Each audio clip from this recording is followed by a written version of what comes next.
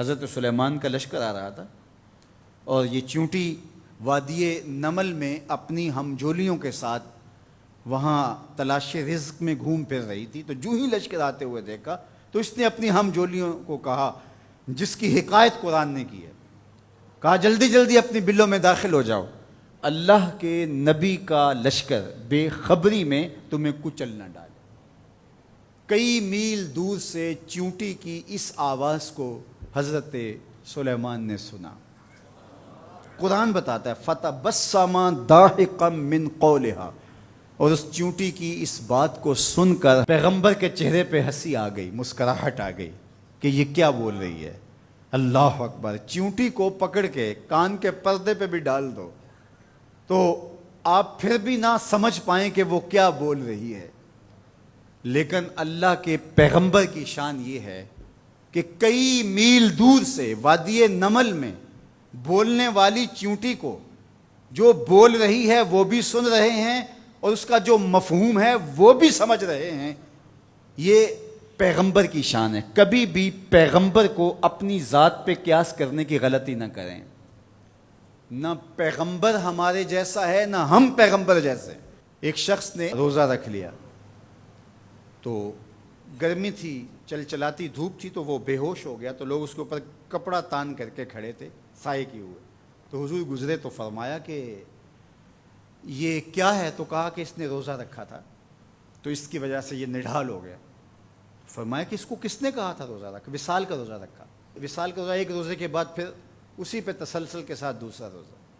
تو کہا حضور آپ جو رکھتے ہیں. تو اس نے بھی پھر دیکھ کے رکھ لیا. تو آقا کریم علیہ الصلوۃ والسلام فرمایا ایکم مثلی، تم میں سے میری مثل کون ہے؟ ایکم مثلی، تم میں سے میری مثل کون ہے؟ اور ایک دوسرے مقام پہ آقا کریم نے فرمایا لست کہیاتکم، میں تمہاری طرح نہیں ہوں.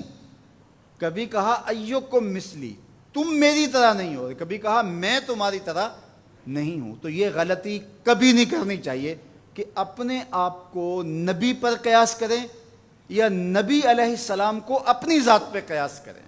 اللہ نے ان کو جو صلاحیتیں، جو شانیں، جو عظمتیں اور جو امتیازات عطا کیے ہیں وہ انہی کا خاصہ ہے. اللہ نے انہی کو ایک الگ شان اور الگ نرالی عظمت عطا فرمائی ہے جو انہی کا مقصوم ہے. اب چیونٹی کتنے میل دور سے اپنی ہمجولیوں سے بات کر رہی ہے. کوئی حدیث ہو تو ضعیف کہہ کر کے کوئی کہے کہ نہیں میں نہیں سے مانتا، آیت قرآنی ہے. فَتَبَسَّمَ ضَاحِكًا مِّن قَوْلِهَا، چیونٹی کی اس بات کو سن کر اللہ کا پیغمبر مسکرانے لگا کہ یہ کیا کہہ رہی ہے. اللہ اکبر. یار حضرت سلیمان علیہ السلام چیونٹی کی بات سنیں بھی اور جو وہ کہے اس کو سمجھیں بھی اور اس بات پہ مسکرائیں بھی اور چیونٹی بھی کئی میلوں پہ ہو. یہ شان اس پیغمبر کی ہے کہ جو مسجد اقصیٰ میں تیرے نبی کے پیچھے مقتدی بن کے کھڑا ہو. جب مقتدی کی سماعتوں کا یہ عالم ہے تو مقتدا کی سماعتوں کا عالم کیا ہوگا. اس لیے میرے اور آپ کے آقا و مولا نے ارشاد فرمایا جو میں دیکھتا ہوں وہ تم نہیں دیکھ پاتے، جو میں سنتا ہوں وہ تم نہیں سن پاتے. تو جب سلیمان علیہ السلام اتنی دور سے چیونٹی کی آواز کو سن بھی لیں اور اس کی سرسراہٹ کے مفہوم کو اخذ بھی کر لیں اور اس پہ آپ جو ہے وہ جواب بھی دیں فَتَبَسَّمَ ضَاحِكًا مِّن قَوْلِهَا، تو پیغمبر چیونٹی کی آواز کو سن لے تو مدینے والا امتی کی آواز کو نہیں سنے گا. تو یہ شان ہے خدمت گاروں کی، سرکار کا عالم کیا ہوگا. اللہ نے شان عطا کی ہے، اللہ نے عظمت عطا کی ہے. اب اس چیونٹی کو امام راضی کہتے ہیں قیامت تک آنے والی چیونٹیوں کا سردار بنا دیا. کیوں؟ اس لیے کہ اس چیونٹی کو اس بات کا علم تھا کہ اللہ کے نبی کا لشکر جان بوجھ کر ننھی جان کو بھی ضائع نہیں کر سکتا. یہاں ایک لمحے کے لیے رکیے اور اس مفہوم کو اچھی طرح ذہن میں اتار لیجئے، اپنے اندر راسخ کر لیجئے.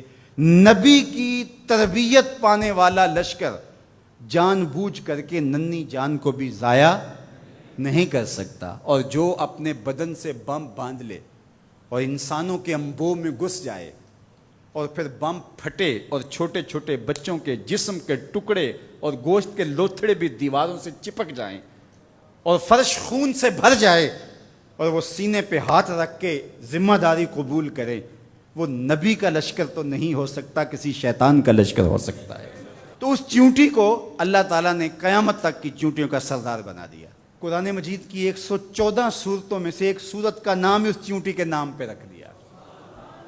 کتنا بڑا اعزاز دیا اس چیونٹی کے نام پہ۔ سورہ النمل ذات کی چیونٹی ہے، لیکن پیغمبر کے تربیت یافتہ لوگوں کے مزاج کو جانتی ہے۔ یار پیغمبر کی صحبت میں رہنے والوں کا کوئی مزاج آشنا بن جائے اور اس مزاج آشنائی کی وجہ سے اس کو عزت، پروٹوکول، تکریم اور قیامت تک آنے والی چیونٹیوں کی سرداری بخشی جاتی ہے، تو جو مزاج پیغمبر کا حامل ہے اس ابو بکر کی شان کا عالم کیا ہو، اس کی عظمتوں کا عالم کیا ہے۔ تو اس چیونٹی کو قیامت تک آنے والی چیونٹیوں کا سردار بنا دیا گیا۔ تو اس کی سرداری کا سبب اس کے یہ جاننے کی وجہ سے ہے کہ پیغمبر کی تربیت میں رہنے والے جان بوجھ کے ننھی جان کو بھی ضائع نہیں کر سکتے۔